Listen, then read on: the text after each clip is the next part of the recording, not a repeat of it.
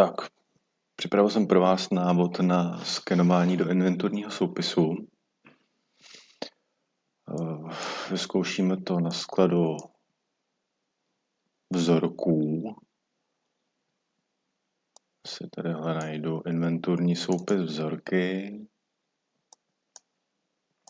Založím si doklad. Klávesou insert nějak nazvu.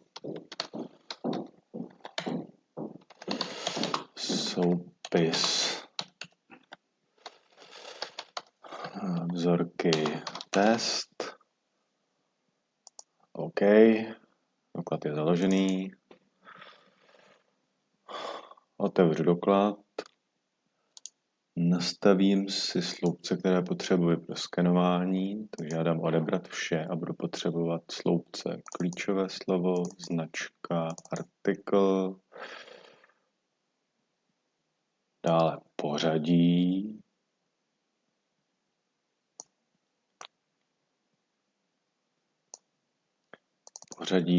a budou mě zajímat ještě charakteristiky.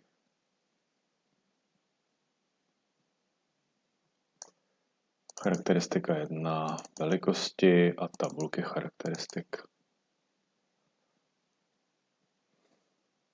OK. A sloupeček pořadí si dáme jako první. A důležité je se třídit sestupně. Vezmu si čtečku a začnu skenovat inventuru. Sejmu řádový kód. Ten se zařadí na pozici 1 a je neustále nahoře a skenuji dále. Stále skenuji, dokud nenaplním scroll, tak že skenované položky už nebudou vidět.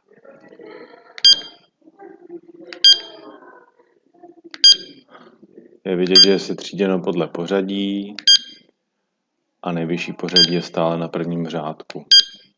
Skenování funguje tak, že co řádek, to je jedna položka. Pokud vás čeká skenování v uvozovkách problematických položek, jako jsou třeba kartuše, kterých máte desítky kusů, je možné množství editovat. Stav po inventuře 100. OK.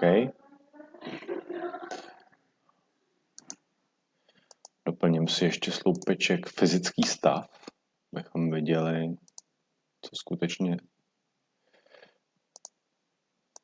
jsme v prodejně našli, takže tady je vidět fyzický stav 100. Jiný sloupečky pro inventurní soupis nepotřebujete.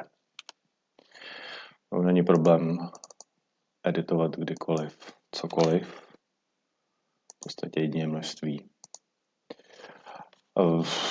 A můžete klidně z této pozice dál začít skenovat.